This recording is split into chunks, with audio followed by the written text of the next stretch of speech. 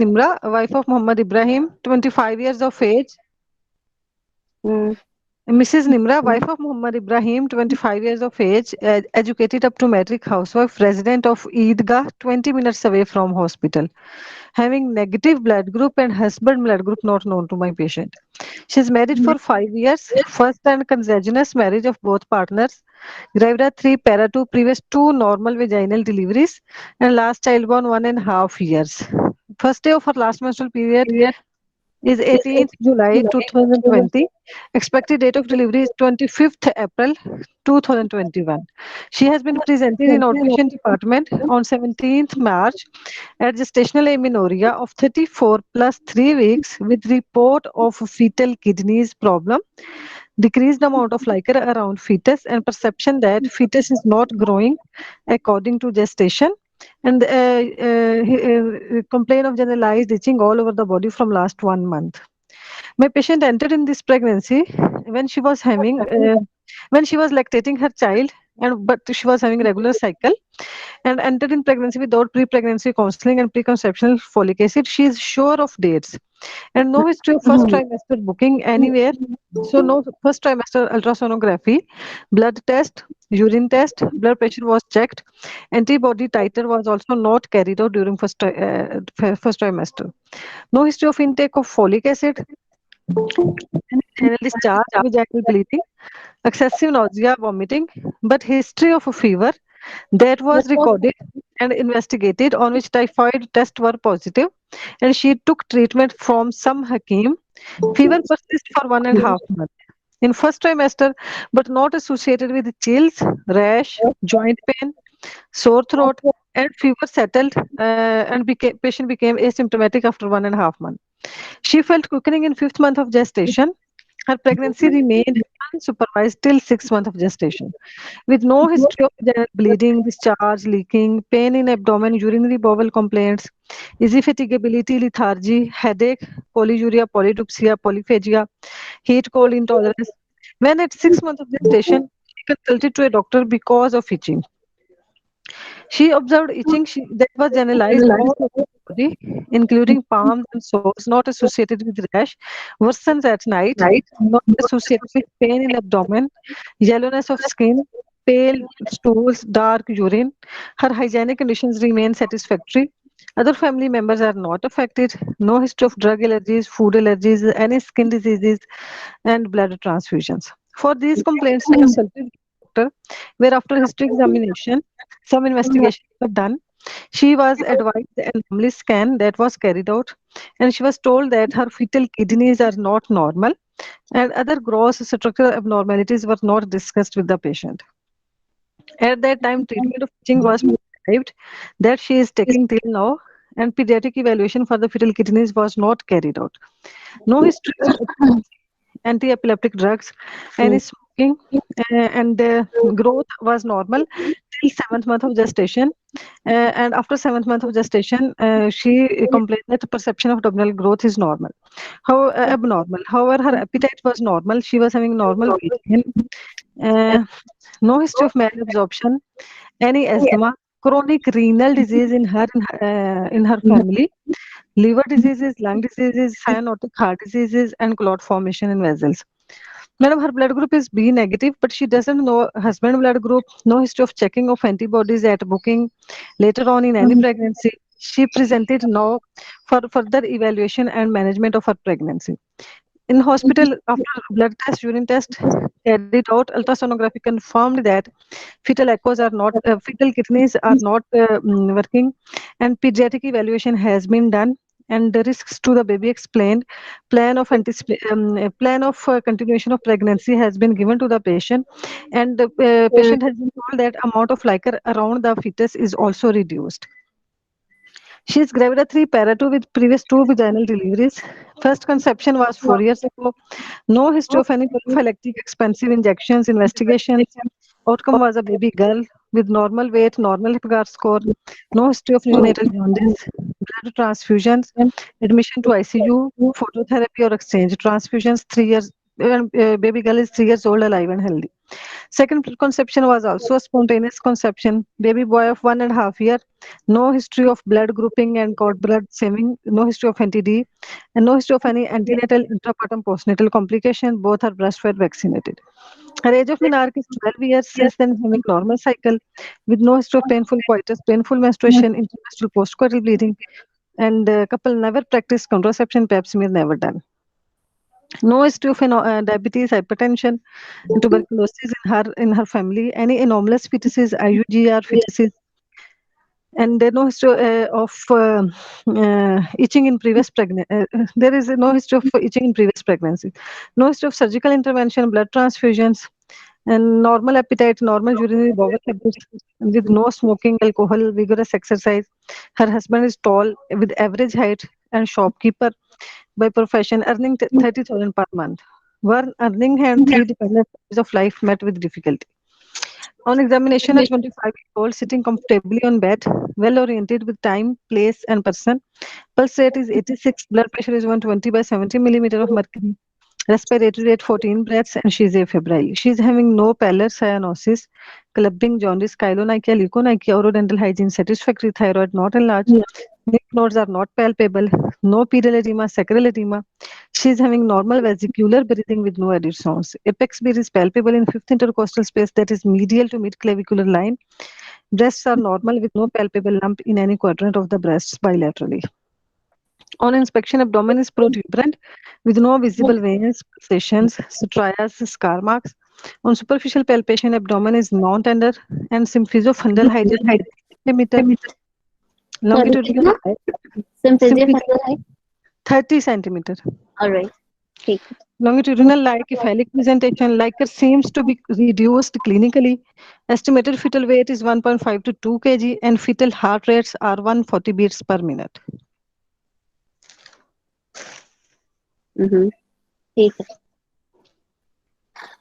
ठीक है, history examination हो गया. इन्वेस्टिगेशंस भी कर लेते हैं, फिर हिस्ट्री एग्जामिनेशन डिस्कस कर लेंगे पहले, क्योंकि इसमें बहुत ज्यादा एस्पेक्ट्स हैं और इसके सारे एस्पेक्ट्स कवर होने बड़े जरूरी हैं. इट वाज गुड वैसे अभी तक.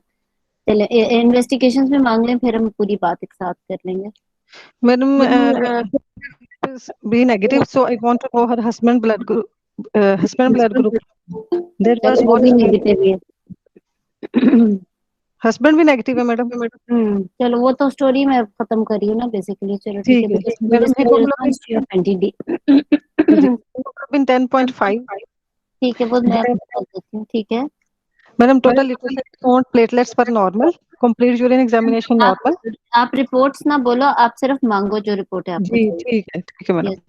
Total leucocyte counts and platelets normal है, right. Madam, complete urine examination including microscopy and biochemistry. 6 to 8 plus cells. Madam, I need midstream urine for culture and sensitivity. Not available.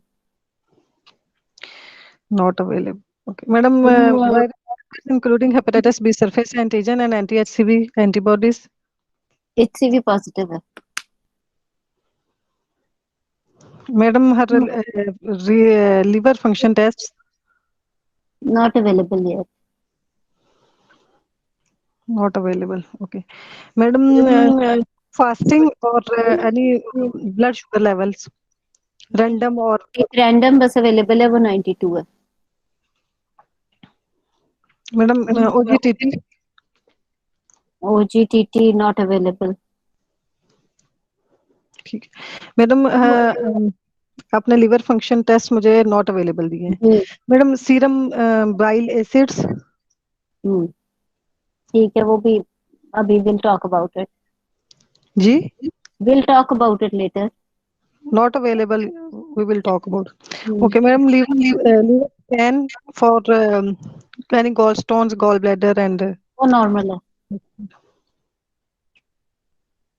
okay ma'am, and then I need madam, as my patient is having no history of dating scan and her scan was done in 6 months of gestation, if report available of that scan. चलो ठीक है, 6 months का दिखा दिया आपको. वो correspond कर रहा है उसके 34 वीक्स को. Madam, recent scan with date. ठीक है, वो भी I'll show it to you later. Okay ma'am, any growth serial growth scan आप कहना चाह रहे हो? सीरियल ग्रोथ स्कैन और जी। क्या मांगोगे? सॉरी। और क्या मांगोगे? जाहिर है वो तो भी नहीं दूंगी ना। जी जी। और मैम इसका कोई पीडियाट्रिक रिव्यू रिपोर्ट अगर हुई हुई है तो, जो क्या इसने कहा और? कि। अच्छा, और? और मैडम इसका कोई 24 hour record of blood pressure अगर हुआ है तो। अच्छा, गुड। और? Madam that will further investigations will depend upon her 24 hour record. Madam alright. Madam इस वायरल सीरोलॉजी। वायरल सीरोलॉजी से क्या मतलब? Madam maternal viral serology for TORCH screening. कब करा? अभी नहीं। If it is not available तो विल गेट इट डन। हाँ। मैडम अगर प्रीवियस हुई है तो ठीक है, otherwise it will not affect my management. Previous कौन से? कब की? मैडम अगर अभी जब ये आई है पेशेंट वार्ड में, तो उस वक्त कोई हुई हो या।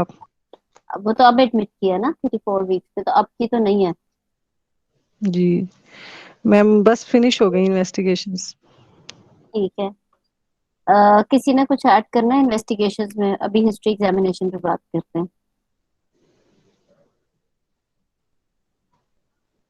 अच्छा, अभी नहीं ऐड करना। और अच्छा, दो दो बड़ी इंपॉर्टेंट बातें। You went very well. कोई somebody wants to say anything? कुछ बताओ, क्या कोई कह रहा था? जी सभी। अमलाइका नाटी डॉपलर डॉक्टर। हाँ, तो डॉपलर तो मांगो ना सबसे पहले। बिल्कुल, ये जिन्होंने भी कहा है वो तो सबसे पहले मैं सुनना चाह रही थी। दो बड़ी ब्लंडर्स, एक डॉपलर ना मांगना बहुत बड़ा ब्लंडर है, वायरोलॉजी वाली बात की है। देखो, अगर एक्यूट फेज में वायरोलॉजी कराएंगे तो फायदा है ना। यानी, और वो भी अगर अभी बेबी नॉर्मलस होना शुरू हुआ है तो हो सकता है एक्सक्यूज मी, फर्स्ट ट्राइमेस्टर में उसको ये सारा टॉर्च वाला मसला हुआ है, उनमें से कोई एक ऐसी इन्फेक्शन हुई है, तो अब यह हो सकता है आपको कि फर्स्ट ट्राइमेस्टर में कोई उसकी टॉर्च स्क्रीनिंग हुई है या वायरोलॉजी हुई है, सीरम वायरोलॉजी, तो फिर वो दिखा दें। अभी तो जाहिर है आईजीजी सबसे ज्यादा आएगा ना। तो वो इतना, तो वायरोलॉजी अगर मांगनी है तो फर्स्ट ट्राइमेस्टर टॉर्च स्टडीज मांगनी। अब वाला बात नहीं है। बाइल एसिड आपने बिल्कुल ठीक मांगे हैं। स्कैन में अगर आप इस पेशेंट के अंदर डॉपलर नहीं मांगोगे ना, तो वो बात ठीक नहीं होगी। Either she is unsure of dates और she is really short for gestational age. उसकी वजह ये है कि if she is unsure of dates, even then we need Doppler, ताकि उसका एक बेसलाइन डॉपलर हो कि कहीं वो एसजीए ना हो या वो कहीं आईयूजीआर ना हो। और if you know that she is IUGR, तो फिर तो और भी जरूरी हो जाएगा। और स्पेशली व्हेन यू से in your examination that patient is इस अमाउंट ऑफ लाइकर, तो फिर तो डॉपलर के बगैर तो गुजारा ही नहीं है। ठीक है, एक अच्छी चीज मांगी, पीपी रिकॉर्ड भी मांग लिया। आई थिंक बाकी ठीक है। जीजीडी मांगेंगे doctor Aruba?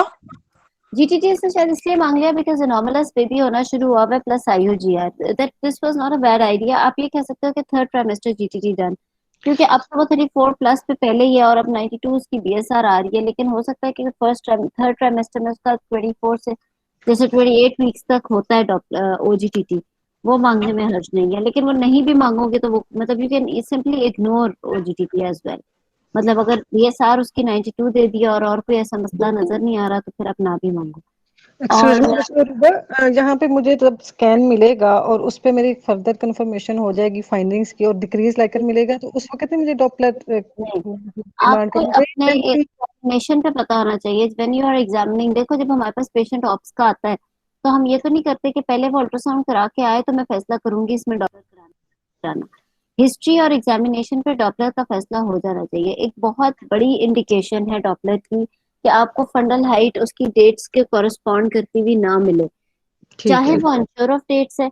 We have to have a baseline Doppler, क्योंकि डॉपलर इज समथिंग कि अगर वो मिस हो गया तो it can even lead to IUD later on ना, कि अगर आपको प्लेसेंटल इनसफिशिएंसी ना पिक हुई for any reason, if you keep on taking her as unsure of dates and you think that she may not be having IUGR baby but she is instead unsure of dates, और आप Doppler नहीं कराते for example, तो you can miss ST ratio, you can miss so many other things. Placental insufficiency वाली चीज आप miss out कर सकते हो।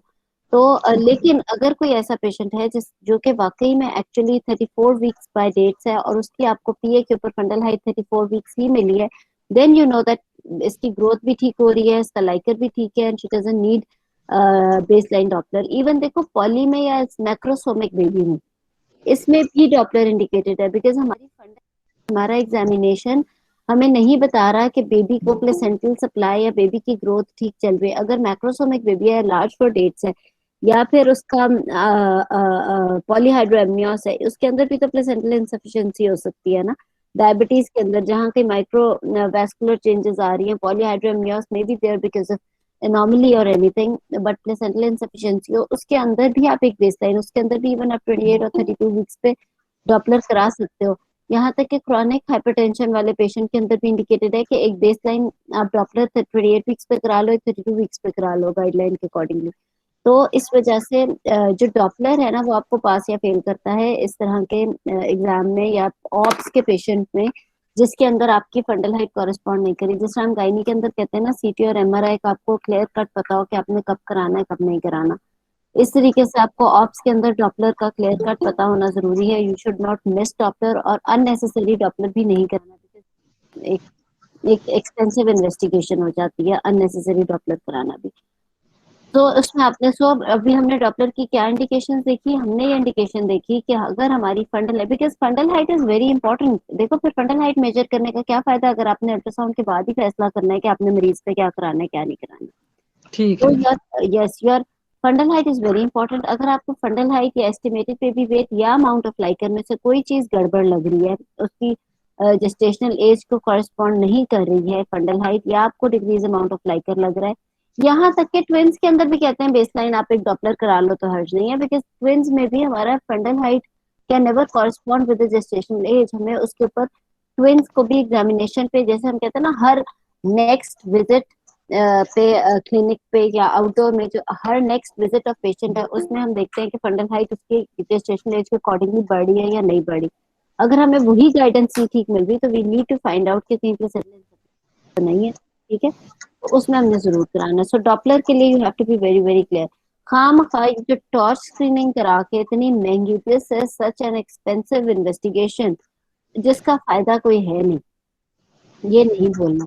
हाँ, आप कह सकते हो कि अगर फर्स्ट ट्राइमेस्टर में व्हेन शी हैड फीवर, जैसे कि आपकी हिस्ट्री में था कि उसको फीवर था, वो सब कुछ था, उस टाइम पे डेफिनेटली उसका किसी ने टॉर्च तो कराया ही होगा रुबेला वगैरह का, या फिर शायद वो गई नहीं किसी डॉक्टर के पास, बट व्हाटएवर, अगर हुआ तो है सिम्टम्स, तो क्या पता हुआ तो, अगर उस टाइम का हो सकता है, उस टाइम का रुबेला पॉजिटिव ही आपके सामने रख दिया जाए, तो फिर तो स्टोरी खत्म ना।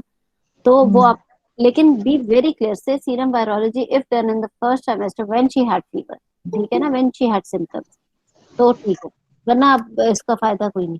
और बाकी आई थिंक वाज गुड। एक अच्छी बात बहुत जो मैंने नोट किया इस्मा की, और आई वुड लाइक आप लोग भी इस चीज को करो, और मैंने अपने और भी लेक्चर्स में ये बात की थी, ये एक टिप की तरह एग्जाम में, कि जब आप इन्वेस्टिगेशंस मांग रहे हो, for example when you are asking about urine etcetera etcetera, कोई एक पॉजिटिव फाइंडिंग दे दी, जैसे कि आपको एचसीवी पॉजिटिव दे दिया, वहीं पे उससे रिलेटेड एलएफटीज मांग लो और बात खत्म करो। इंस्टेड कि आप एक बेसलाइन मांगो, उसके बाद आप उससे पॉजिटिव रिलेटेड चीजें मांगो, जैसे ही यूरिन में पसल्स दिए वहीं पर कल्चर सेंसिटिविटी मांग लो, या फिर रीकन्फर्म द डेट कि किस डेट का एक पसल्स है, and then get culture sensitivity then, उस चीज को फिर आप मिस आउट नहीं करते हो। तो इसमें ऐसी करी थी कि उसी वक्त, और फिर then ask for liver echo texture and all that, या फिर जो उन्होंने मांगा गॉल्स वो सारा, तो ये आपने जरूर करना है। और when you are asking about, don't say that age in the history there is no dating scan, so I would not like to have to see dating scan etcetera. आप you are going to ask for dating scan, history में patient ने जो मर्जी किया, आप कहो कि I want dating scan, I want anomaly scan, don't say I want 6 month scan. कहो कि क्या पता पेशेंट को पता ही ना लगा हो, या आपके पूछने से वो भूल गई हो, या व्हाटएवर, कि उसका हुआ ही हो, तो you last for dating scan, you last for. हमें कहता है कि मेरा पहले 3 महीने में अल्ट्रासाउंड नहीं हुआ, तो हम उसकी फाइलों में, ये तो नहीं होता ना कि ढूंढते ही नहीं, फाइलों में हम फिर भी पूरा ढूंढते हैं कि उसका शायद कहीं नॉर्मली स्कैन मिल जाए, या शायद कोई क्लू मिल जाए उसकी डेट्स का। तो वो आपने सारा उसी तरह मांगना, dating scan, anomaly scan, and then ask for recent scan and serial growth scan. तो ये टर्मिनोलॉजी आपकी ठीक होनी चाहिए।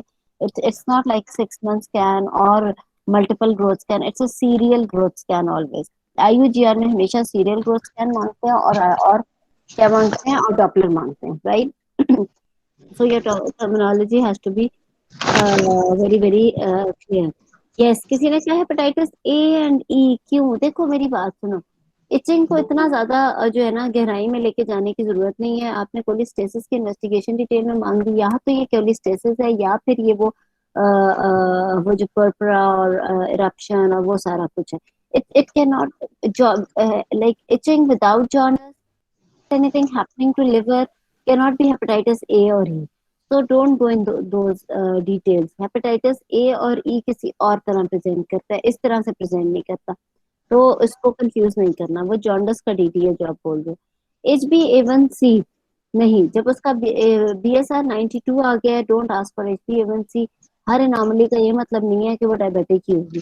तो आप उसका BSR आपने कराया, मे बी अगर आप प्रेगनेंसी कंटिन्यू कर रहे हो and you feel like viability वगैरह तक जाना है etcetera etcetera, you are planning DEXA cover and all, then you can monitor your blood sugar level with the DEXA cover.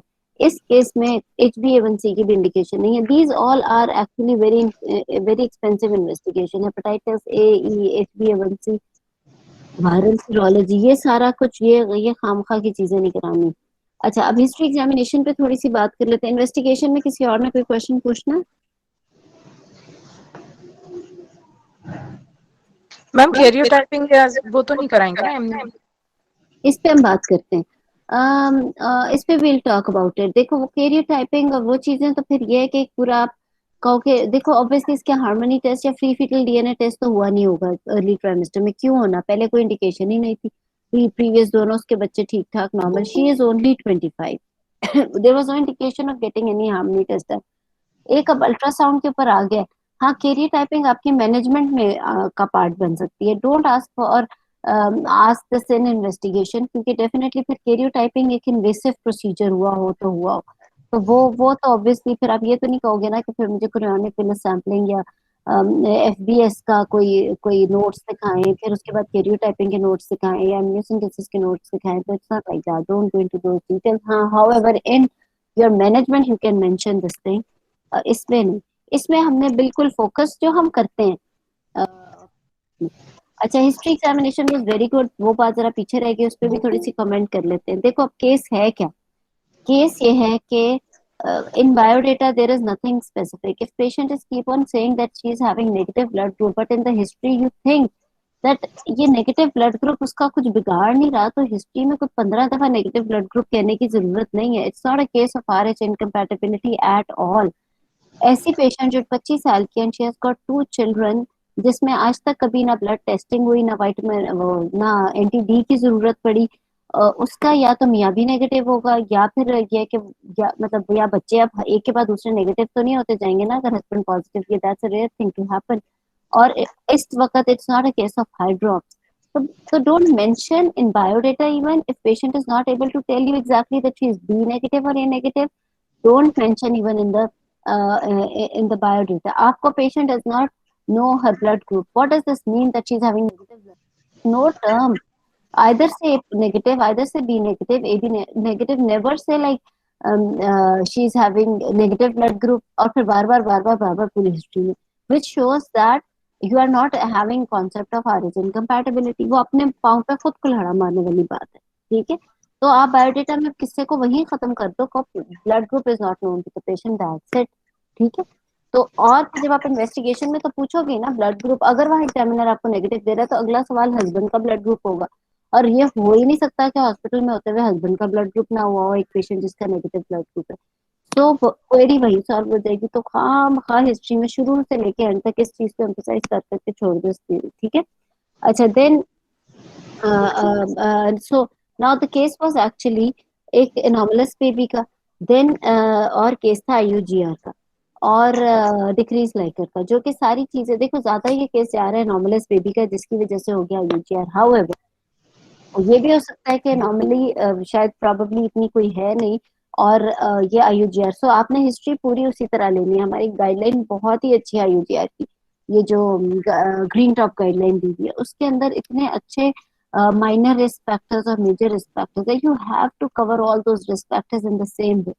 इनको इंटरमिंगल करके इसमें दुनिया जहान की कॉजेज ऐड अप करके देयर इज नो पॉइंट। आपने माइनर और मेजर उसी तरह क्यों करना है, बिकॉज अकॉर्डिंग टू गाइडलाइन इसकी स्कोरिंग है कि 3 या 3 से ज्यादा माइनर रिस्क फैक्टर हैं तो क्या करना है, एक मेजर रिस्क फैक्टर है तो क्या करना है, you have to know in your history, और आपकी हिस्ट्री से ये चीज रिफ्लेक्ट हो, जो कि अनफॉर्चुनेटली बिल्कुल रिफ्लेक्ट नहीं हो रही थी, कि आपको ये चीजें पता है कि अगर यही पेशेंट खाली आईयूजीआर की, बिकॉज देर इज रिड्यूस और डिक्रीज ग्रोथ, जैसे कि आपकी एग्जामिनेशन में भी लगा कि 30 वीक्स स्पॉन्डिलाइटिस आपके थ्रू आउट उसमें लगा, and you mentioned that there may be some placental insufficiency आपके हिस्ट्री एग्जामिनेशन से, तो you have to be very weighted किस्म की हिस्ट्री होनी चाहिए थी ना, कि माइनर रिस्क फैक्टर्स क्या है आपको एम्फसाइज करना, ठीक है, you kept on emphasising on the diet and all that, but then उसकी जो स्मोकिंग और उसकी सारी चीजें वो तो आपकी पर्सनल हिस्ट्री में चलेगी, इंस्टेड वो एचओपीआई में रिस्क फैक्टर्स में आनी चाहिए थी।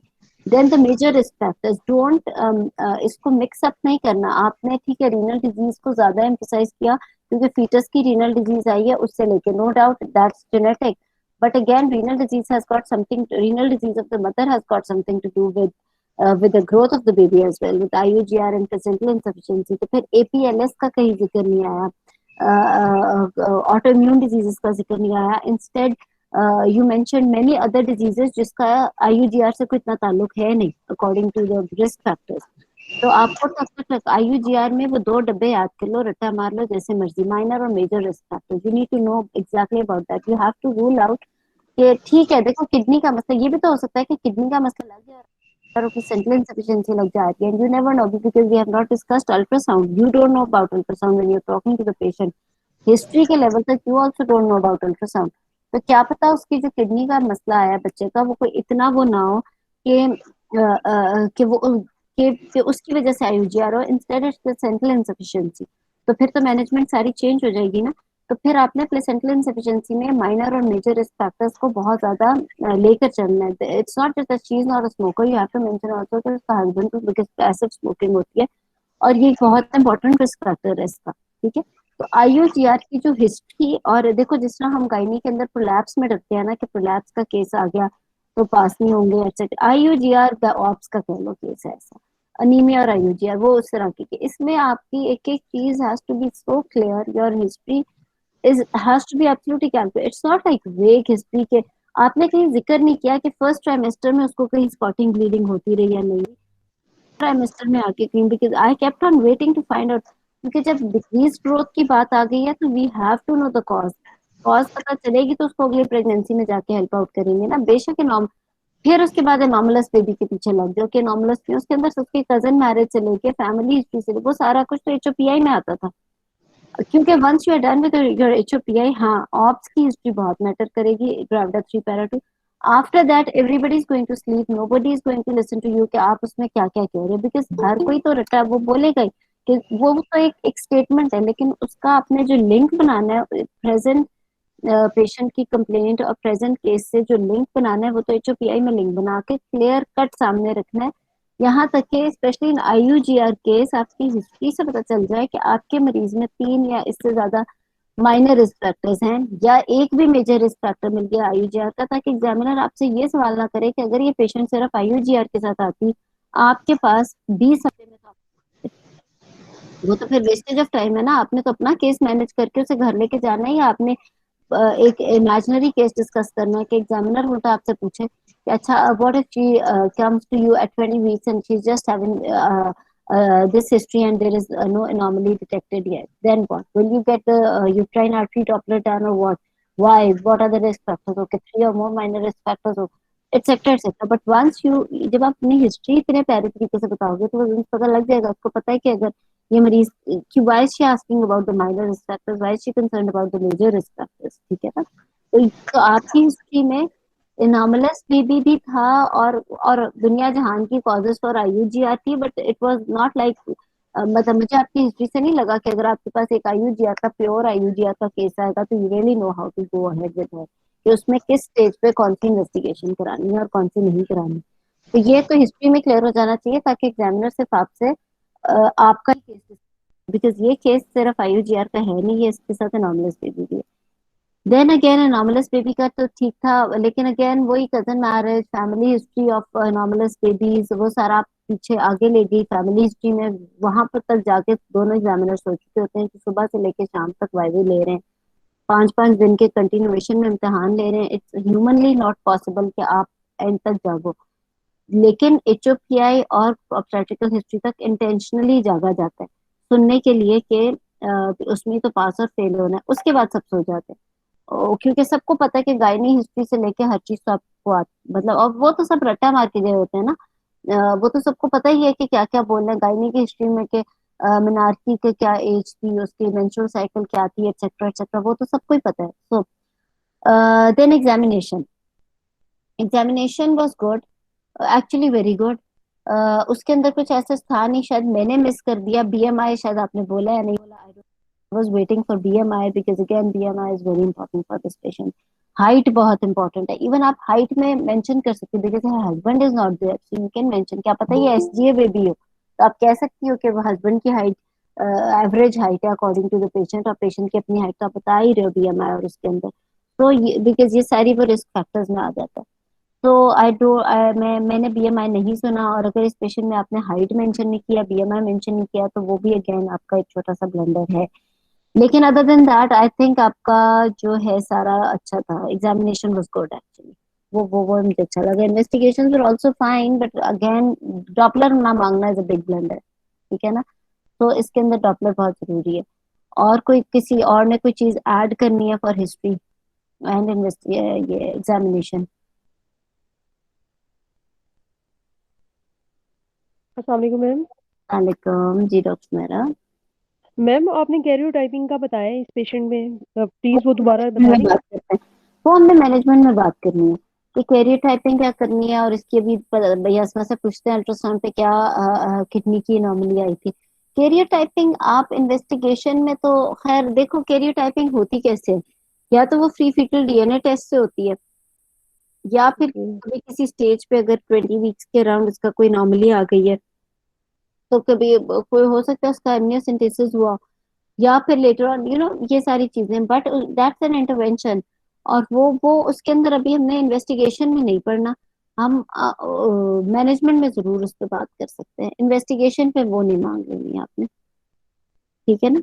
मैनेजमेंट में बात करेंगे, ठीक है। चलो आगे अब मैनेजमेंट पे आते हैं। डॉक्टर असमस की क्या थी नॉर्मली बेबी की स्कैन पे? जी डॉक्टर रुबा, इसके ना बाइलेटरल फीटल एकोजेनिक किडनीज थी और 31 वीक्स के पैरामीटर्स थे। हम्म, हो गया।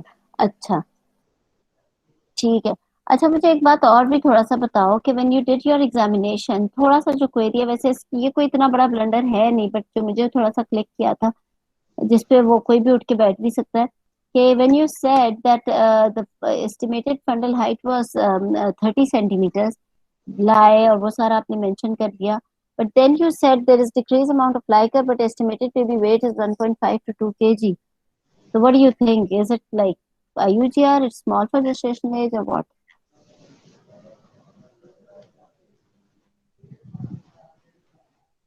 Madam, small fundal height maybe because of decreased amount of liquor. हाँ, स्मॉल फंडल हाइट की मैं बात नहीं कर रही, मैं एस्टिमेटेड बेबी वेट की बात कर रही।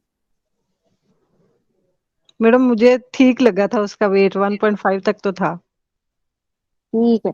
अच्छा देखो, ये बात आपकी ठीक है इसमें, कि आपने 500 ग्राम की रेंज रखी के लिए बात है, एक इम्पोर्टेंट टिप ही कह लो कि एग्जाम में सारे हम एक वेट तो बोलेंगे नहीं, ये के ऊपर हमें वैसे वजन कई दफा पता तो चल ही जाता, हर दफा ही एक्चुअली अल्ट्रासाउंड से ज्यादा बेहतर हम एग्जामिनेशन पे बच्चे का वजन बता सकते हैं। But don't mention it like exactly के it's 1.5। It was good of you that you mention it's 1.5 to 2 kg, लेकिन instead of doing that, if you think that it's 1.5, तो फिर अपने एवरेज को बीच में रखो ना। Either you say that it's 1.1 to 1.5 kg, 1.5 to 2 kg में तो बड़ा हो गया ना बच्चा, वो तो फिर मसला ही हल हो गया। तो यू कैन से इसमें थोड़ा सा, if the fundal height is 30 centimetres then it should be 1 to 1.5 kg, ठीक है। तो उसमें आप जरा ज्यादा सेफ रहते हो। जी मुझे भी लग रहा था कि तू ज्यादा ना हो जाए, 2 लेकिन kg में तो एकदम से अलार्म ही बच जाए ना कि अच्छा ये तो फिर UGR तो ना हुआ, फिर तो सही बदल जाए। ठीक है, चलो। अच्छा चलो, फिर अब इसकी थोड़ी सी मैनेजमेंट कर लेते हैं। आप मैनेजमेंट बोलो, फिर उसके बाद देखते हैं। जी ठीक है, ठीक है। इंटरेक्शन हम मिलकर करेंगे जी। Madam, as my patient, she is gravida 3, para 2 with 2 normal vaginal deliveries, and according to scan, early scan, and she is at 34 plus 3 weeks, and she is having fetal kidney problems with a small amount of liquor and just small for gestational age. So first of all, I would like to see sonography so that I can manage the.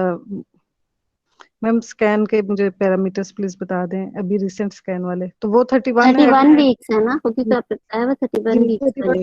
then I will admit her and I will carry out missing investigations that are liver function tests and culture sensitivity and madam serum bile acids and liver scan because these already have not been done. Then madam, I will approach the patient sympathetically. I will involve the multidisciplinary team and ma'am, I will carry out a radiological tertiary level care ultrasonography to confirm the fetal kidney problems and to see for other any associated anomalies. Then I will explain her accordingly about the diagnosis, prognosis, and fetal-maternal complications that in this case could be in the form of pulmonary hypoplasia if it is oligohydramnios has been started earlier, limb contractures, and increased risk of fetal hypoxia, amniotic band syndromes, worsening of symptoms of itching, and deterioration of her LFTs can be deteriorated at any time.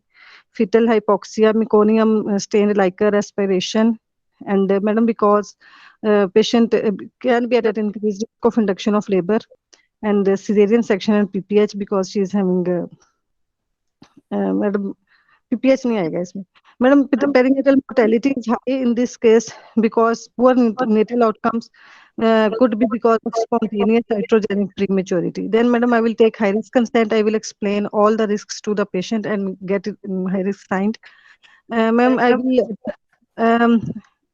I will, madam, will relieve her anxiety by repeated counseling sessions, and my aims are to explain her that there could be the risks of ND skins and torch infections. And madam, she's at it, I will explain her that she's at an increased risk of postnatal respiratory distress and developing renal failure and need of surgical interventions on the baby afterwards in the postnatal period. And madam, I will also provide the fetal lung maturity in the form of steroids that will be given 4 hours. बहुत ही ज्यादा मुश्किल बातें कर रहे हैं, बहुत मुश्किल बात है, इतना कॉम्प्लिकेटेड, इतना वो ये इस तरह नहीं। देखो, सबसे पहली बात, एक तो जब सबसे पहले वैसे मैं रोक के उसको बोलना चाह रही थी, when you said that I will admit the patient and do her investigations which are not yet available. Do you need to admit her? Madam, इसका अभी वर्क रहता है तो वो सारा any indication for admission?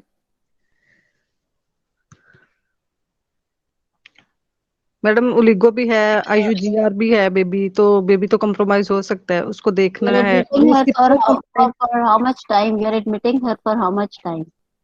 Madam, for short hospital stay because she is having poor compliance with her pregnancy and initially she has not been evaluated till 6 months of gestation. She may not come for follow-up and she may not follow my advice. So I would like to keep her admitted for short hospital stay so that I can carry out my missing investigation, reach the diagnosis, explain her. I can provide her opportunity. ठीक है, अच्छा देखो मेरी बात सुनो, अब ये जो केस है इसके अंदर सुनना चाहता है।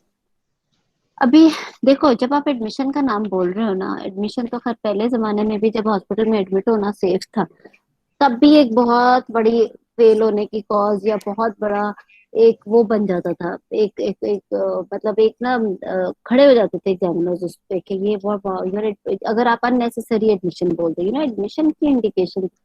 अब तो आ गया कोरोना, आप उसको एडमिट कर रहे हो, साथ उसका मियाँ या माँ उसके रुकेगी अस्पताल में, उनमें से अल्लाह ना करे एक आधे फौत भी हो सकता है। तो please think before you admit a patient, ठीक है ना। वो आप पेशेंट को एडमिट कर रहे हो, माँ को उसको कोरोना होता है, अगले दिन वो ICU पहुंची हो, व्हाट आर यू डूइंग? आपने आप अब तो और भी हालात खराब हो गए एडमिशन के। हमारे वक्त ही बहुत बड़ा गुनाह समझा जाता था किसी मरीज को। I am not saying that will not admit her, मैं कह रही हूँ when you are admitting her you have to justify, उसी लाइन में और उसी सांस में आपने जस्टिफाई करना है कि why you admitting the patient. तो अब तो बिल्कुल ही एडमिशन इतने शॉर्ट से शॉर्ट हो जाने चाहिए कि मतलब अब तो आप ये भी देखो कि मरीज को फॉलो अप पे भी आपने कब बुलाना है। ये कोरोना वाले डेज में आप तो भी आपने बिल्कुल उसी तरह ही अपने मरीज को असेस करना है जैसे आप कर रहे हो। आप ओपीडीज में बैठ के सब लोग यही कर रहे हैं। अननेसेसरी एक्सपोजर्स बचाने हैं, अननेसेसरी खर्चे बचाने हैं पेशेंट के। ठीक है, तो खाम खा। अच्छा, अब देखो ये केस क्या है, पेशेंट क्या आपसे सुनना चाहते हैं। जो आपकी पहली लाइन है ना, you have to start with counselling.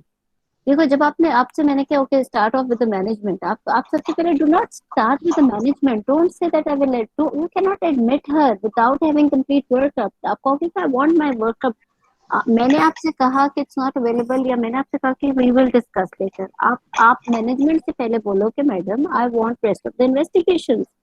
What are the investigations? अच्छा ये इन्वेस्टिगेशंस है, give me ultrasound, give me LFTs, give me जो सारा कुछ आपने मांगी है, सारी इन्वेस्टिगेशन, तो आपको मुझे वो सारी चाहिए। और फिर definitely before you start off with the management examiner will give you the all the investigation. Now you have all the investigations and then you will say okay now I will counsel the couple and I would like to discuss with them. आपने एक मरीज से अभी 30 minute बात की and how can you declare that she is going to be non compliant? आप तो कहोगे कि I will counsel the patient. अब उस काउंसलिंग में उसी उसी लाइन में आपने बताना है कि क्या ठीक है एम्पैथेटिक अप्रोच होगी, but what is the case, case is often anomalous baby. जो पहली बात आपसे एग्जामिनर भी सुनना चाहता है एक्चुअली, और आपका मरीज की साइकी है कि उसने भी वही चीज सुनी है कि is it are you going to continue pregnancy और not, number one. Number two, if you are going to continue the pregnancy, then what prognosis is going to be there?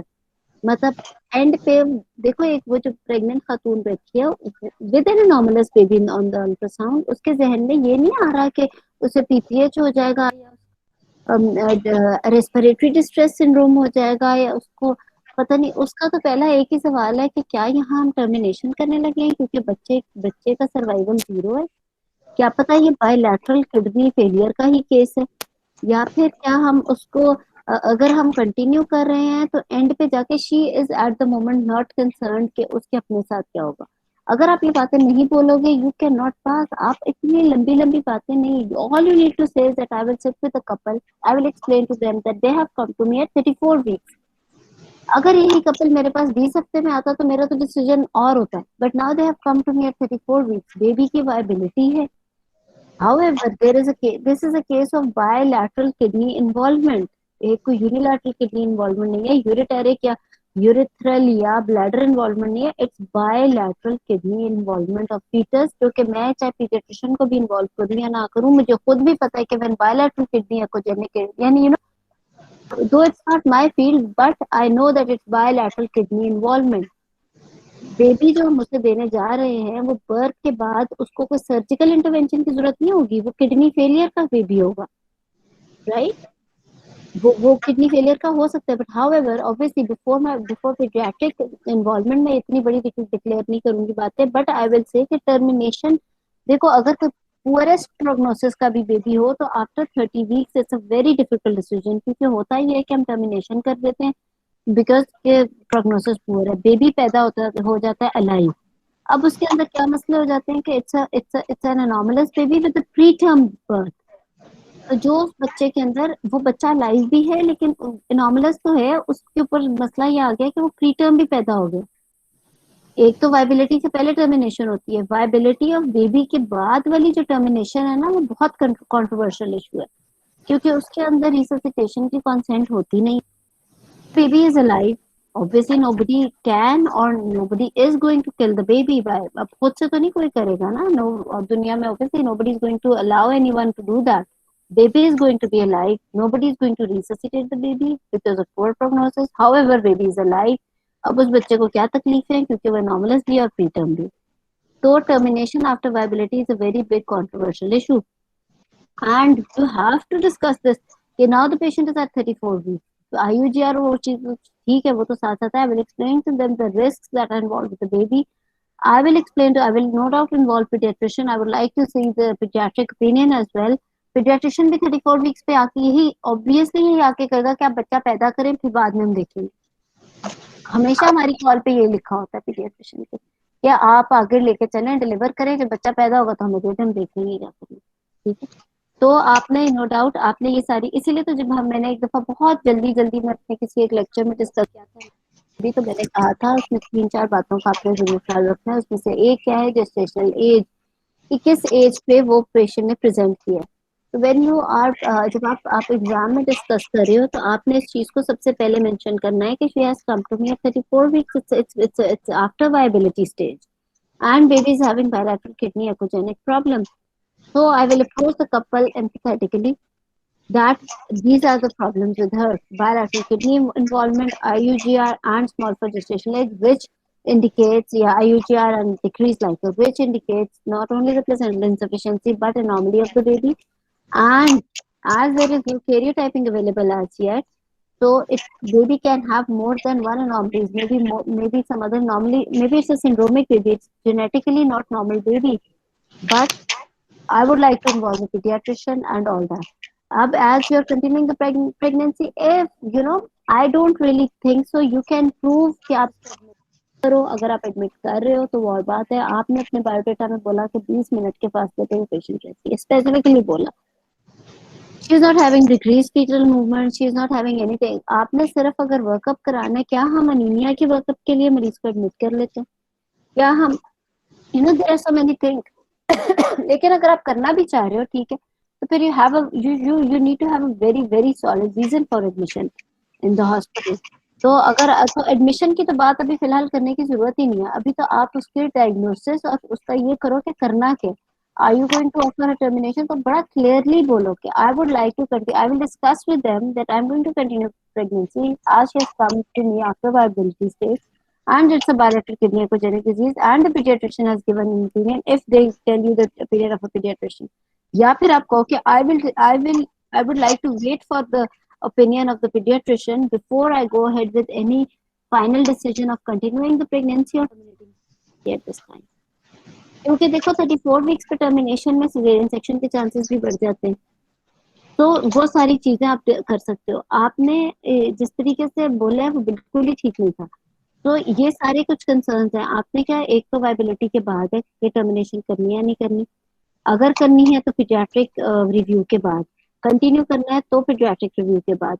और उसके अलावा ऑब्वियसली इस केस में paediatric review हमें पहले ही पता है, पीडियाट्रिशियन यही कह के जाते हैं, लिखे जाते हैं कि कंटिन्यू द प्रेगनेंसी, और हमें पता बर्थ के वक्त बुला लें and will see baby after birth. अब 34 वीक्स पे वो भी क्या कहते हैं, तो यू विल से दैट इस टाइम पे टर्मिनेशन के क्या क्या नुकसान हैं। She will have more chances of ending up in failed induction, right? And then baby will be born alive, ना कि वो सिर्फ preterm होगा बल्कि वो anomalous भी होगा। So it's obviously they will take her to term, but किस तरीके से then you will talk about the DEXA cover, her rest of the problems like उसका HCV पॉजिटिव का रिव्यू फ्रॉम फिजिशियन, उसका कल्चर सेंसिटिविटी वो आ गया, उसकी वो ट्रीटमेंट कर ली, एनीमिया का अगर था वो ट्रीट कर लिया, etcetera etcetera, and then you will take her to, तो क्या अब मतलब then you will discuss with them कि whether they would like to stay in the hospital or not, and it's an IUGR baby, और फिर आगे आपको किस तरह से क्या चाहिए, and if it's an IUGR baby you need Doppler, HT ratio, absent reverse, कौन सा diastolic flow है, और फिर accordingly इसकी हम follow up करेंगे। if अगर HT ratio ज्यादा है खाली और रिवर्स और एब्सेंट एंडास्टॉलिक फ्लो का वो नहीं है, तो फिर कितना, जैसे अगर आपने वीकली कराना है, वीकली कराना है, अगर serial growth scan, fortnightly serial growth scan कराने हैं, और वीकली आपने डॉपलर ऐसा कर सकते हैं, ट्वाइस अ वीक भी डॉपलर और फिर रिवर्स एंडास्टॉलिक फ्लो में वो जिस तरह से सारी गाइडलाइन दी हुई है, हाँ उस तरह से हम करके उसको फॉलो अप विजिट पे बुला सकते हैं। और किसी मोमेंट पे जाके अगर डिक्रीज मूवमेंट है वो ना, फिर टर्म पे जाके डिस्कशन आती है ना इसके अंदर, how are you going to deliver the baby, उसके ऊपर डिस्कशन आती है। तो ये सारा है इसके अंदर। जो इतनी आपने पॉसिबल कॉम्प्लिकेशंस में, पॉसिबल कॉम्प्लिकेशन की बात ही नहीं रहेगी, बच्चा ही मुझे वो दे रहे हैं जिसके ज्यादा चांसेस ही ये हैं कि baby will end up in renal failure after birth. तो what are you talking, I don't know why did you ever say about the surgical intervention in the baby, आए बाएं शाएं करके जो है ना वो बिल्कुल फेल हो जाने वाली बात है, ठीक है। तो दुनिया जहान की बात नहीं इसके अंदर बोल दूंगी। What do you mean by PPH, what I mean like फजूल बात करके तो बिल्कुल ही गलत। तो management has to be very clear cut. जब एनोमलस बेबी आया है या कोई मतलब, अब ये तो बहुत ही ट्रॉमेटिक टाइम है पेरेंट्स के लिए।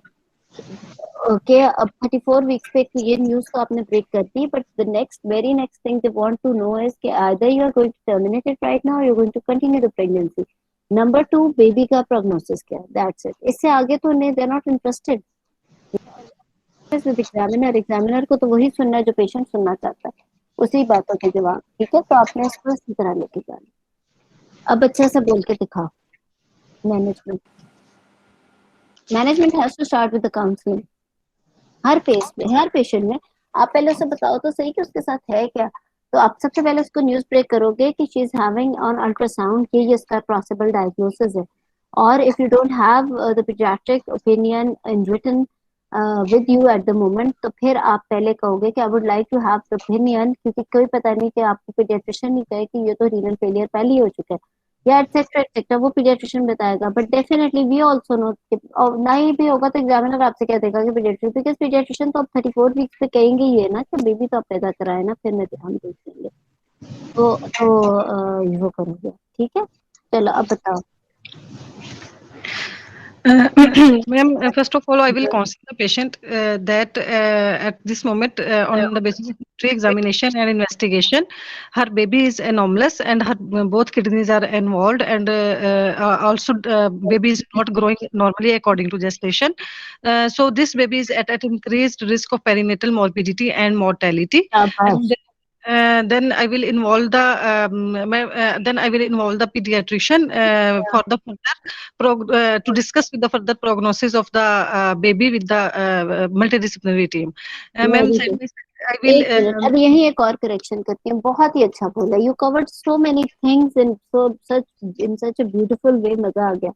इसको थोड़ा सा और soft, don't, you can not say that I will counsel the patient that her baby is anomalous, you know, ये बात बोलते हुए भी और सुनने में भी पेशेंट को, यू जस्ट से इसे बहुत सॉफ्ट। आप ये भी कह सकते हो कि her ultrasound, on ultrasound having this finding at 34 weeks is a great trauma. मतलब उसके अंदर थोड़ी सी अपनी एम्पैथेटिक फीलिंग तो डालो ना, and be very soft. You don't say, declare ना कर दो कि that your baby is anomalous. There is a possible anomaly, और there is a possibility of anomaly in bilateral kidney on ultrasound, and there is also possibility that baby is having placental insufficiency, however decreased Likert may also be due to the kidney problem, and there is a possibility that there are multiple other anomalies as well in the baby, right? तो इसको जरा और ज्यादा बिल्कुल उससे ना वो करके, या और show it to examiner that it is a difficult, it's a difficult decision for the examiner also। कोई बहुत बड़े प्रोफेसर भी आपके सामने बैठे हैं तो उनके लिए भी एक it's a very very difficult decision to take. अगर उनको भी आप इम्तिहान में जाके बिठा दो और ऐसा केस दे दो कि 34 वीक्स पे इस तरह का बेबी जो कि वैसी किडनी फेलियर की तरफ जा रहा है बर्थ के बाद, और डेफिनेटली वो नॉर्मलस बेबी है, उसकी न्यूज ब्रेक करके बता दें कि आपने टर्मिनेट करना है या उसे टर्म तक लेके जाना है, वो हिल जाएंगे। It's a very very difficult decision to take. आप प्रैक्टिस में भी, इवन अपने प्रैक्टिकल उसमें भी, जब ये फैसला लेना पड़ जाए तो ये किसी के लिए भी आसान फैसला नहीं है। ठीक है, तो आपने ये कहना है कि it's a very, for doctor as well it's a very difficult decision to take.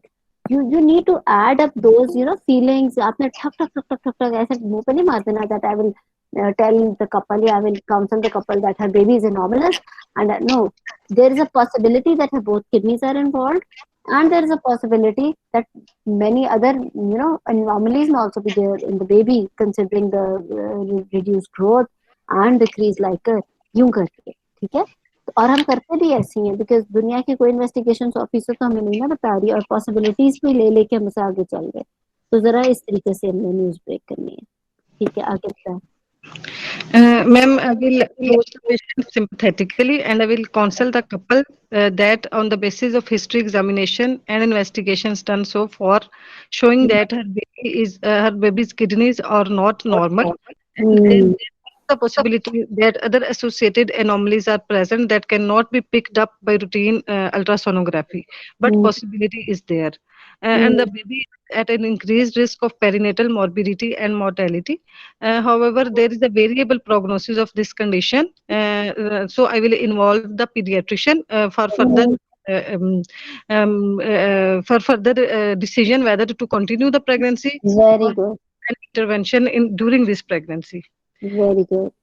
Ma'am, then I will.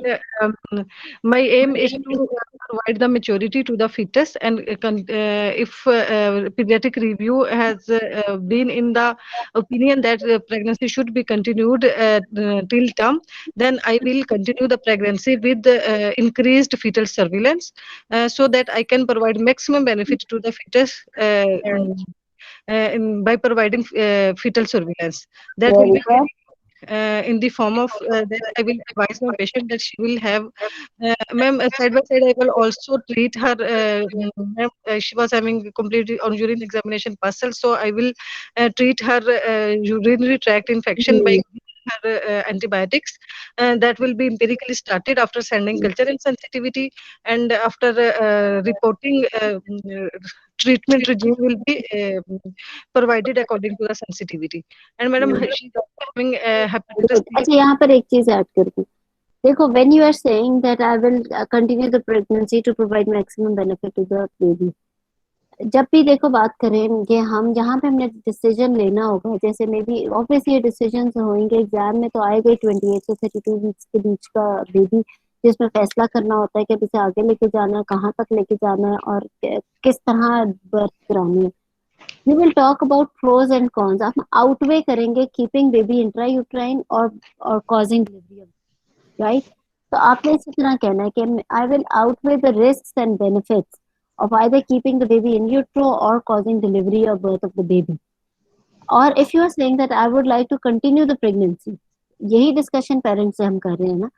Continuation of pregnancy में बच्चे को क्या है, मेच्योरिटी अचीव होने का चांस है, नुकसान क्या है, सडन आईयूडी हो सकती है। We have to tell the parents that decreased liquor placental insufficiency, anomalous baby, you never know, heart की भी कोई anomaly etcetera etcetera, sudden IUD क्या ना कर, अब ये ना हो कि कल को आए और वो कहें आप तो कंटिन्यू। तो नुकसान क्या है, सडन आईयूडी, फायदा क्या, मेच्योरिटी। मदर को क्या फायदा है कंटिन्यूएशन का, she will have more chances of normal delivery, ठीक है।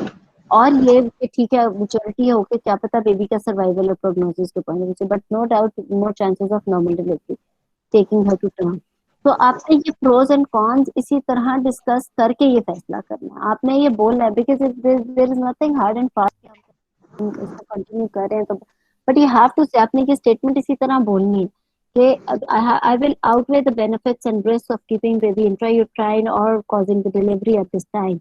If I keeping it intrauterine and if I decide for the continuation of pregnancy, I would like to discuss with the couple that the benefit baby will get is the maturity and better lung development, and the disadvantage is that sudden IUD can happen, right? And advantage for the mother is that she will have more possibility of normal delivery. तो इसी यही बातें बताते हैं, तो फिर couple के साथ मिलके फैसला होता है ना। Obviously we are giving them options. If we are saying that the baby is having poor prognosis, तो फिर नेक्स्ट तो यही होता है ना कि फिर आप मदर को इतनी टेंशन में क्यों लेके आ रहे हो कि आप टर्म तक उसे लेके जा रहे हो। तो आपने इसको इसी तरीके से डिस्कस करना है, एंड देन यू से that that's why I would like to continue the pregnancy after giving them both the options, और वो फिर continuation में फिर आप बताओ क्या करोगे if obviously 34 से आगे। Ma'am, I will discharge the patient, madam, after sorry, इसको तो admit ही नहीं किया था।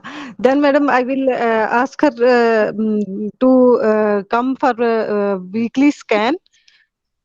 And madam, on each visit, I will, and she will also have a fetal kick count charting done at home on daily basis. And if she decreased fetal movements, she will report to hospital immediately.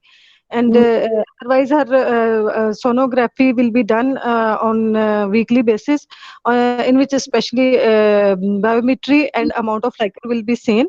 And after, as now she is 34 plus 3 weeks, and madam, after 3 weeks, I will see for the growth, if there is any growth in the fetus or not. And madam, Doppler will be done, if it is normal, it will be done fortnightly. देखो इतना लंबा चौड़ा इस baby में आप क्या करना है, ऑब्वियसली आप ज्यादा से ज्यादा से 36 या 37 वीक्स तक ले जाओगे, ओनली अगर उसका रिवर्स और एब्सेंट एंडास्टोलिक नहीं आता है, मॉनिटरिंग लाइकर। अब लाइकर के लिए तो उसका देखो फिर आपको एग्जैक्टली पता होना चाहिए, अगर इस तरह का बेबी हो तो आपने मॉनिटरिंग कैसे करनी है, हर 3 डेज के बाद उसका बायोफिजिकल प्रोफाइल होना चाहिए। उसका अगर आप fetal kick count की बात करते हो तो no patient can actually maintain fetal kick count chart on at home. आप देखो there is no hard and fast criteria कि आप कहो कि जी 12 मूवमेंट दिन की हो गई या आधे घंटे में 4 मूवमेंट हो गई, क्या दुनिया की किसी किताब में ऐसा कुछ लिखे नहीं। हाँ, हाउएवर आप पेशेंट को ये जरूर बताते हो कि you just need to think कि कल जैसी मूवमेंट थी बेबी की आज भी वैसी ही मूवमेंट है, because every baby has got his own pattern for the whole day। उसकी मूवमेंट का पैटर्न हर एक इंडिविजुअल है, कोई भी एक हार्ड एंड फास्ट है नहीं। तो आप पेशेंट को ऐसे कल से ज्यादा थी मूवमेंट या कल से कम थी या कल जैसी है, अगर कल जैसी है तो ठीक है, कल से कम है तो इसका मतलब है कि she is case of decrease foetal movement. फिर आप हॉस्पिटल में उसका foetal kick count chart maintain कर सकते हो कि चलो उसको लेफ्ट साइड पे खबर देके और वो सारा कुछ कर लो।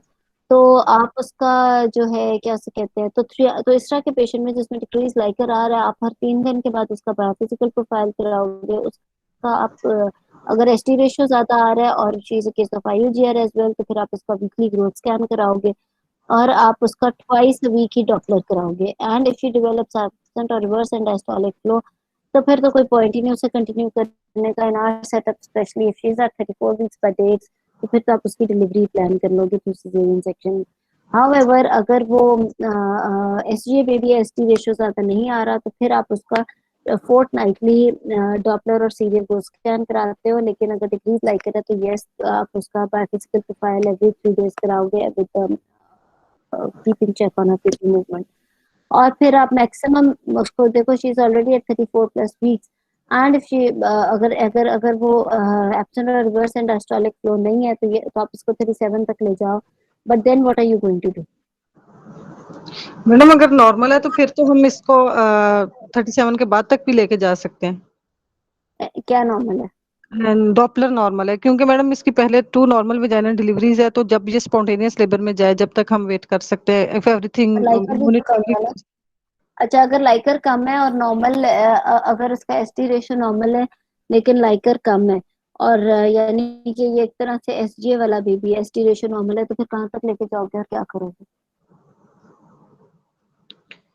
मैडम फिर हमें मैडम अगर अम्बिलिकल आर्टरी डॉपलर बिल्कुल ठीक आ जाता है तो फिर मैडम हम आगे भी तो लेके जा सकते हैं इसको 37 38 तक। देखो आपको ये श्योर एक चीज और, इसका तो लाइकर कम इसलिए भी हो रहा है because she is having kidney problem of the baby. तो उसकी वजह से भी हम ये यहाँ पर तो ये बात भी करेंगे कि अगर हम इसको आगे लेकर जाएंगे तो Likert will keep on decreasing. इसीलिए हम बायोफिजिकल प्रोफाइल एवरी 3 days करा रहे हैं या हम twice a week biophysical profile करा रहे हैं, ताकि अगर इसका लाइकर कम हो जा रहा है, एब्सेंट की तरफ आ रहा है, तो हम उसी वक्त डिलीवरीज की प्लान कर लें। और अगर लेकिन अगर इसका लाइकन ये मेंटेन ही रखती है और डिक्रीज बहुत ज्यादा डिक्रीज नहीं होता, it's really due to placental insufficiency, तो फिर तो हम इसको प्लेसेंटल इनसफिशिएंसी में तो फिर एसटी रेशियो ज्यादा होगा, she can not go beyond 37 weeks. अगर सिर्फ ओलिगोहाइड्रोनियास का केस है तो वो 38 वीक्स तक लेके जाते हैं। और अगेन बिकॉज अगर एसटी रेशियो ज्यादा है, are you like going to deliver her और not? Ma'am, as she is having 2 normal vaginal deliveries previously, madam, I would and her fetal kidneys are not normal, so I would wait for spontaneous onset of labor. कब तक? Madam till 39 तक नहीं कर सकते doctor रूबा इसको? देखो, दो चीज है।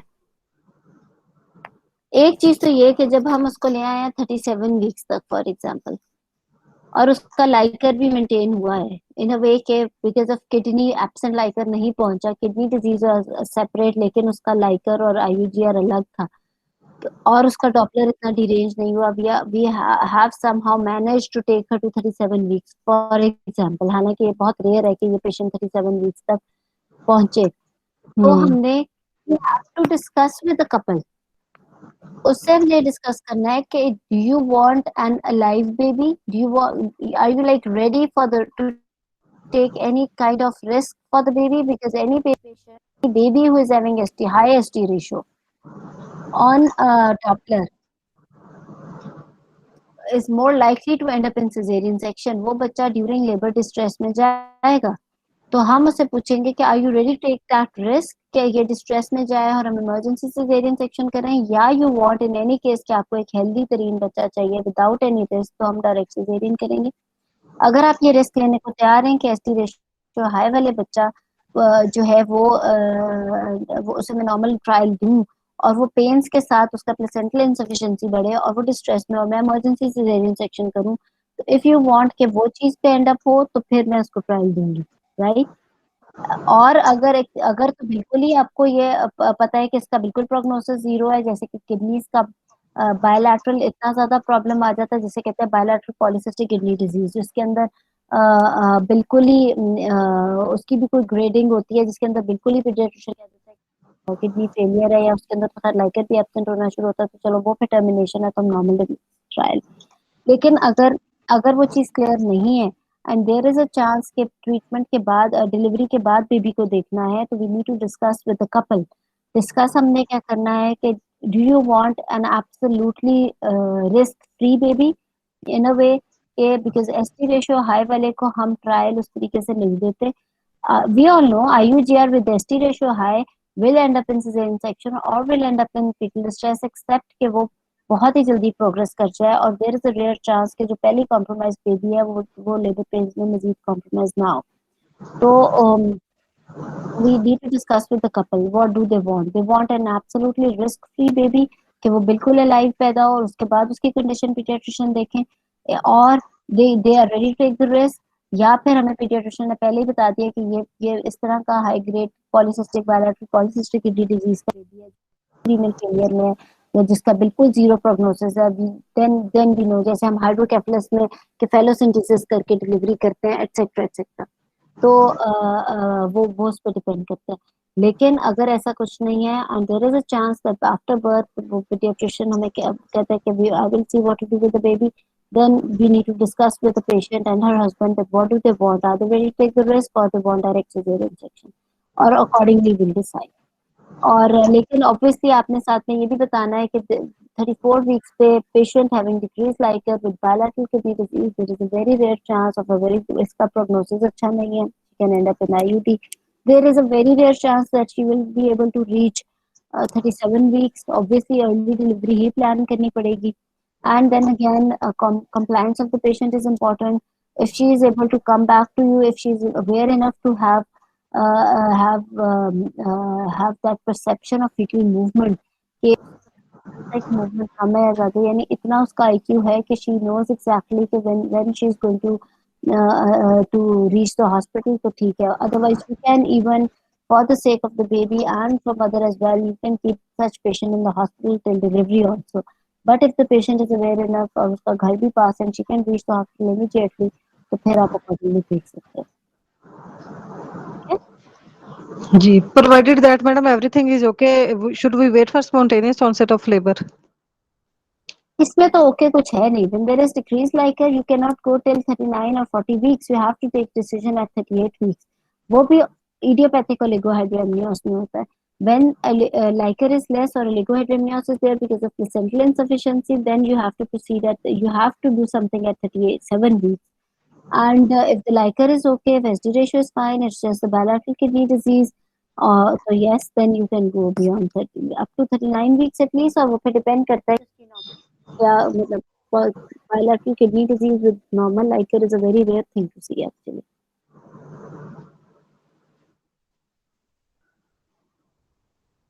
ठीक है, आई होप कि क्लियर हुआ है। It was a very unusual case. उसमें मसला सारा यही था कि इसके अंदर किडनी की डिजीज का है क्या, यू नो कैरियोटाइपिंग हम करते नहीं है। Then if there is just a single anomaly, जैसे मैंने बार बार कहा है कि नॉर्मलस बेबी के अंदर यू नीड टू नो कि उसकी जेस्टेशनल एज क्या है, पेरेंट्स की विश क्या है, कैरियोटाइपिंग क्या है, इट्स सिंगल एनॉमली और it's a multiple anomalous baby, तो उसके बाद आप फैसला करते हो। और अगर फैसला हो रहा है कंटिन्यूएशन ऑफ प्रेगनेंसी का, तो कंटिन्यूएशन ऑफ प्रेगनेंसी का pros and cons related to the baby and pros and cons related to the mother, ये डिस्कस करके फैसला होगा, ऑब्वियसली इन्वॉल्विंग द मदर।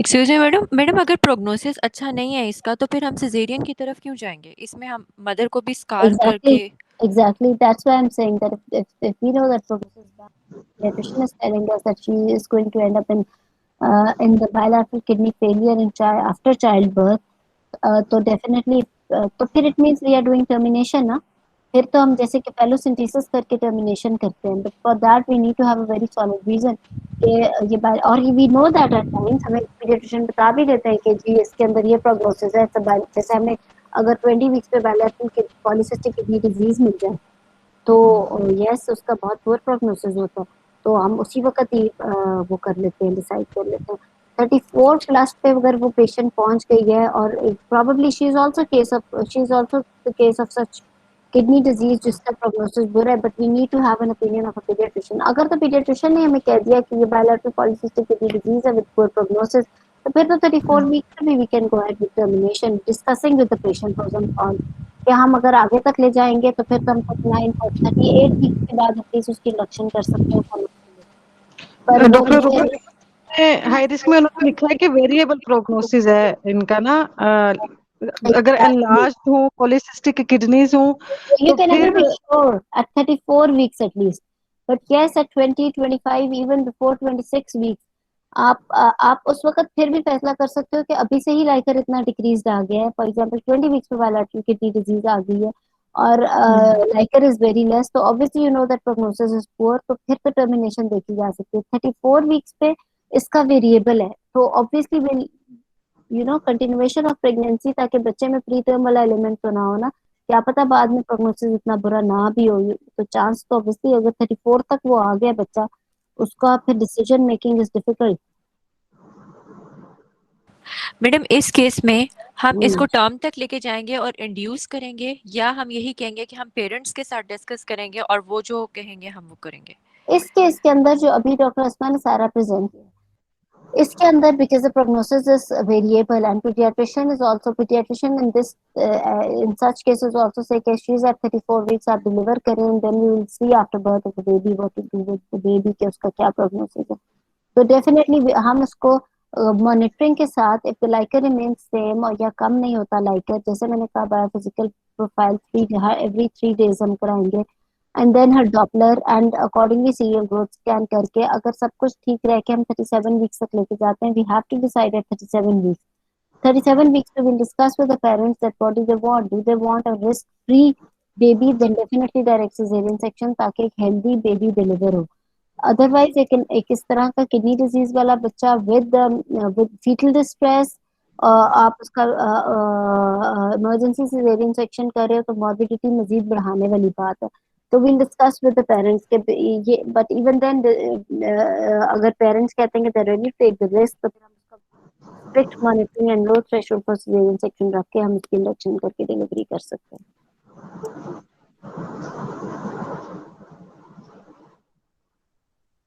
ठीक है, यस मैडम ठीक है। लेकिन अगेन अगर कोई ऐसा पेशेंट है जिसका फॉर एग्जांपल मैं अगर आपको कहती हूँ बिकॉज किडनी डिजीज थोड़ा सा कंट्रोवर्शियल है, अगर मैं कहती हूँ कोई हाइड्रोकेफलस है, इतना ग्रॉस हाइड्रोकेफलस है कि वो कहते हैं कि जी बिल्कुल पुअर प्रोग्नोसिस है, या फिर कुछ ऐसा मल्टीपल एनोमलीज वाला बेबी है जिसमें वो कहते हैं 34 वीक्स पे definitely it has got poor prognosis, इसकी टर्मिनेशन करते हैं, इवन उस टाइम पे भी 34 वीक्स पे टर्मिनेशन कर देना भी एक डिफिकल्ट डिसीजन है, because then you can discuss with the patient that if I do termination right now because baby का प्रोग्नोसिस तो पुअर है ही, but if I do termination right now there are more chances of ending up in cesarean section. Number 2 ये कि there are chances that baby will be born alive, but और अगर मैं इसे आगे तक लेके जाऊंगी तो क्या नुकसान है, मदर का साइकोलॉजिकल नुकसान है, that carrying such a baby जिसका पुअर प्रोग्नोसिस है उसको टर्म तक लेके जाना बहुत ट्रॉमेटिक है psychologically, but then terminating at term will increase her chances for normal delivery, तो ये pros and cons सारे डिस्कस करके even if we are sure about termination at 34 weeks we need to discuss with the couple what do they want to terminate right now or do they want to take her to term and then terminate so that she can have normal delivery और etc वो सारी बातें ठीक है।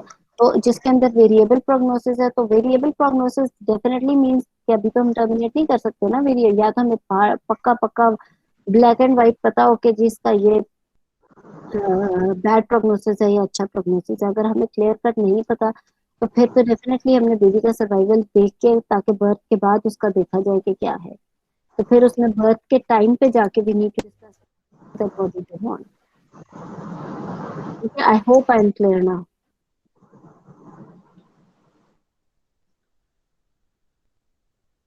समझ आ गया या फिर से बताऊं?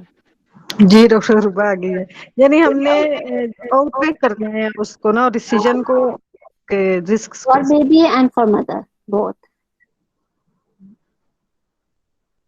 ठीक है। ठीक बड़ा है। ये एक कंट्रोवर्शियल और डिफिकल्ट किस्म का सारे ये केसेस हैं, बट अगेन लेकिन वही बात है कि जो डिफिकल्ट केस आपके लिए वही एग्जामिनर के लिए भी है, वो हर किस्म के प्रोफेसर के लिए भी है, क्योंकि वो एक रेयर चीज है, वो एक डिफिकल्ट डिसीजन होता है उस टाइम पे लेने वाला।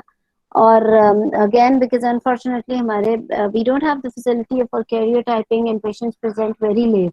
यही अगर अर्ली प्रेजेंट करें तो डिसीजन मेकिंग बहुत आसान हो जाती है, बट एज अपनी फेस सच पेशेंट्स जो कि बहुत देर से प्रेजेंट कर रहे होते हैं, मेकिंग काफी कंट्रोवर्शियल हो जाती है, because we all have seen babies जो कि अगर अर्ली टर्मिनेशन हो जाए और they are born alive, then you end up in a situation कि ना रिससिटेशन हो सकती है, ना वो उल्टा अजीब पेरेंट्स की तकलीफ और बच्चे की तकलीफ, and etcetera we need to discuss all this with the parents के उस करना क्या उस टाइम पे। डॉक्टर रूपा, इस पेशेंट में जैसे कि इसका फीमर लेंथ और बीपीडी दोनों ही symmetrical small for gestational age show कर रहे थे, तो इसमें तो मैडम हमें फिर ज्यादा क्रोमोसोमल एबनॉर्मेलिटीज और फर्स्ट ट्राइमेस्टर इन सेल्स, इस तरह के इन्फेक्शंस, ये वाली कॉजेज जहन में ज्यादा आती हैं।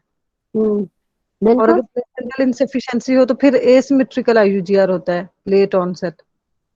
बात बिल्कुल ठीक है, लेकिन अगेन वही बात है कि ये तो वो चीजें हैं जो कि हमें बता रहे हैं कि ये हो सकता है, अभी we can not be very sure about it ना, तो उसके मुताबिक हम अपनी मैनेजमेंट ही बदल लें। ठीक है। ठीक है। सही। और कुछ? चलो फिर इंशाल्लाह अब होगी मुलाकात। अल्लाह करे सारे ज्यादा से ज्यादा पास हो जाएं जो एग्जाम हो रहा है। डॉक्टर रूबा, वो जो लास्ट टाइम जिन्होंने आपको प्रोलैप्स किया था ना प्रेजेंट, हाँ वो डॉक्टर अस्मा नदीम